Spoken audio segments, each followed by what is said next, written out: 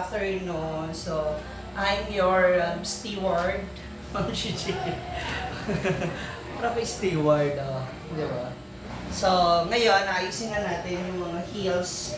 Yung mga, ito, totoo na to. Kasi natapos nang magpintura and all. Naalis na rin yung mga amoy ng pintura. So, ayusin na natin, isasalansan na natin yung pagkakalagay ng ating mga gamit. Okay? So, samahan ninyo kung marami-rami ito. Let's go!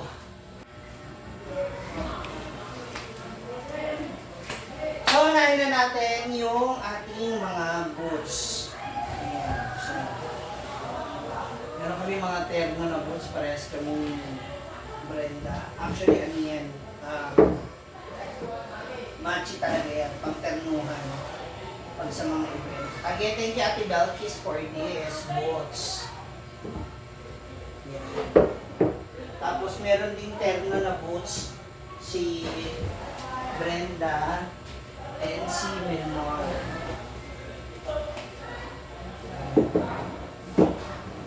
Ano naman, itim na boots galing naman kay Ate Hana.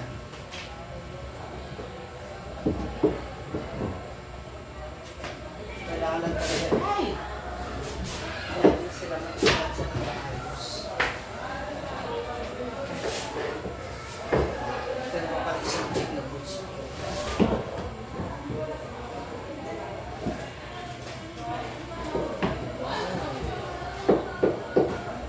Yung iba rito, hindi rin namin masyadong magamit. Pero nagagamit naman namin. Sadyang meron ka talagang favorite. Alam mo yun? Ito naman kay Gwen. Magkakaroon ka talaga ng favorite sa mga gamit mo. Especially kung saan ka komportable.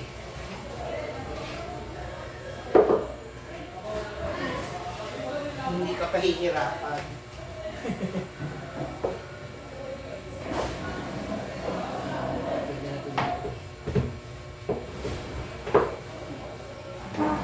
Animal print.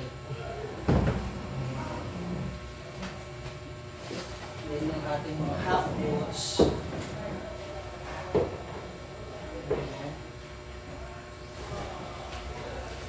We also have our heels. The colorful one.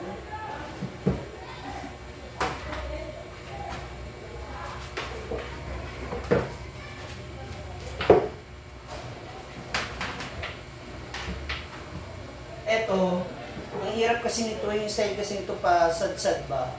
So medyo mahirap siyang isuot talaga.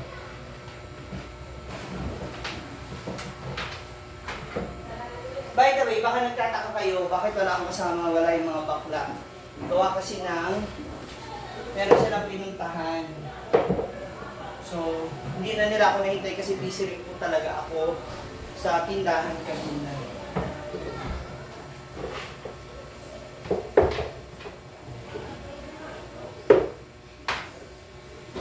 Heels and mga flats. Pandalang.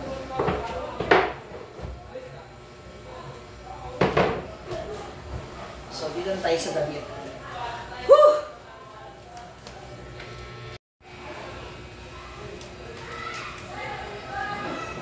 Okay, so ito naman yung ating mga palda. I have petticoat pala. Kabila ko ng petticoat. Kasi parang may isang event na niisip namin na mag-ball down si Brenda for the show. Kaya ako siya nabili.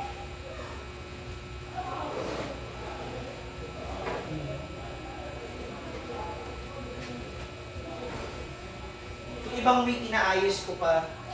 Siniset ko pa, sinusuklay.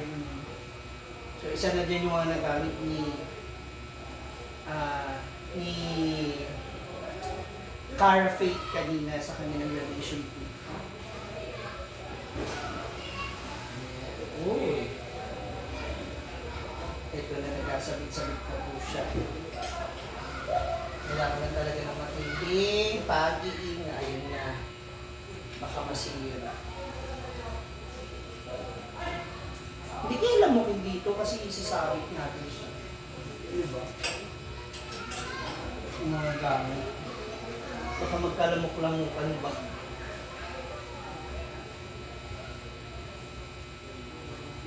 Actually, isa sa pinakamahirap na part is yung pag maintain mo ng gamit. No, papanatili mo siyang walang mancha, walang punit. Kasi pag nasira siya, napunit siya, paparepair mo siya. So, gastos ka na naman. Kaya dapat talaga, kapag ginamit, pagtapos, ibalik agad. Para ma-check. Ito dalawa pala to na dito.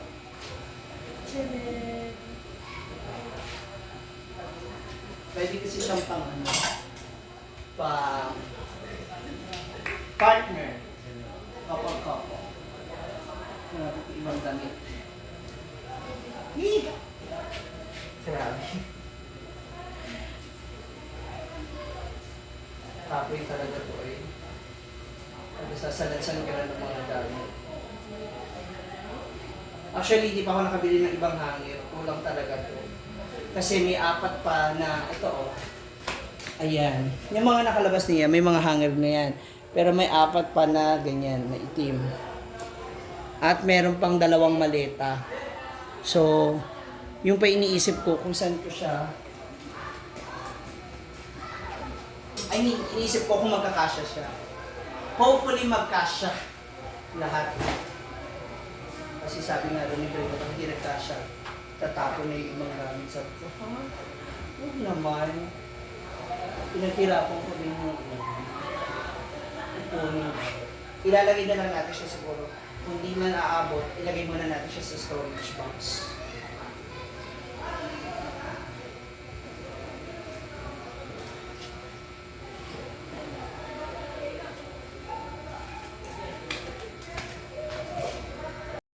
So, ayan. That's all for now, mga moms. Kasi yan pa lang yung kinaya ng hanger natin.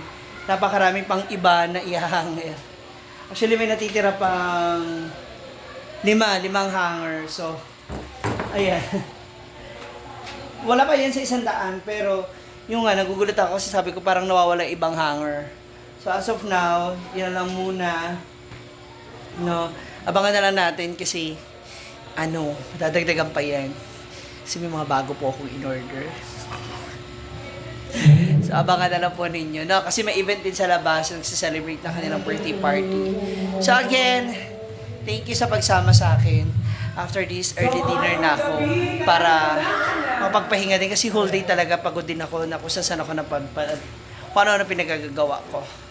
Okay, see you later mga moms. Ayan, nakarating na sila. Galing sila sa Punta Verde. Punta Verde.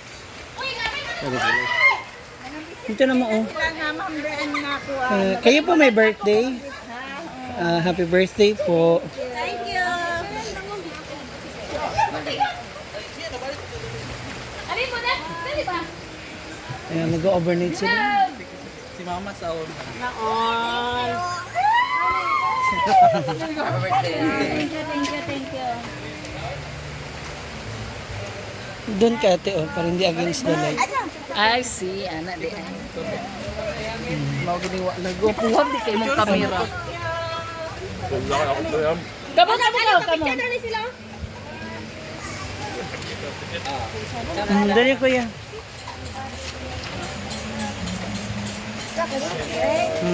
Kuya. Alay, tinulura sila. Mahadlok banda yun. Kamutulong ka rin. Biboy, dali, Biboy.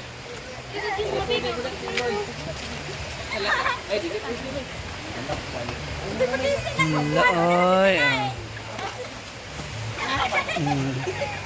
Dinner na. Dali na ka na ba? Okay, pa. Picturean mo ka ba? Pag dali mo, Mag-selfie pa magiday shot.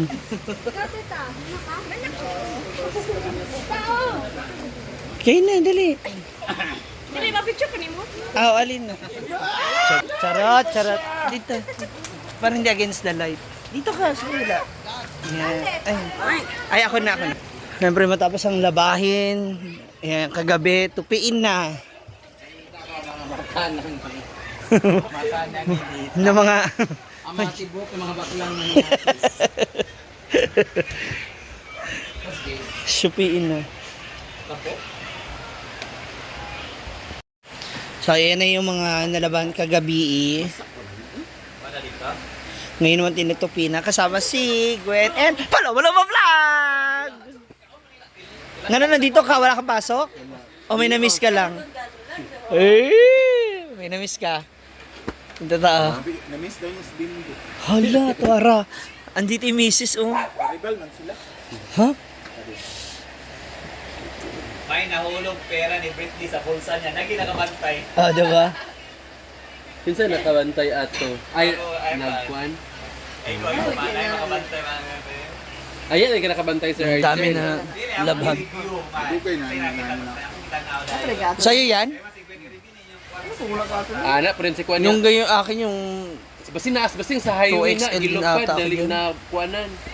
Layo na po ba yung highway? Diba? Ayun na, para makuha na nila yung mga bedsheet. Awan siya. Wala ko ganaan. Eh, nga. Hindi pa siya tapos mga moms. Oh, sige pa siya ikot. Dito naman si Britney. Naku, i-follow na natin yung kanyang YouTube channel. Pwede na siya makapag-live. Follow. Eh, nagluluto siya ngayon ng aming dinner na sotanghon and fish. Sarap ng isda, oy. Lami ba? Pero nag-early dinner na po ako kasi Kuwan ka na. gutom na talaga ako. So that's all for now, mga kaganapan dito sa Inaguan Farm. Bye!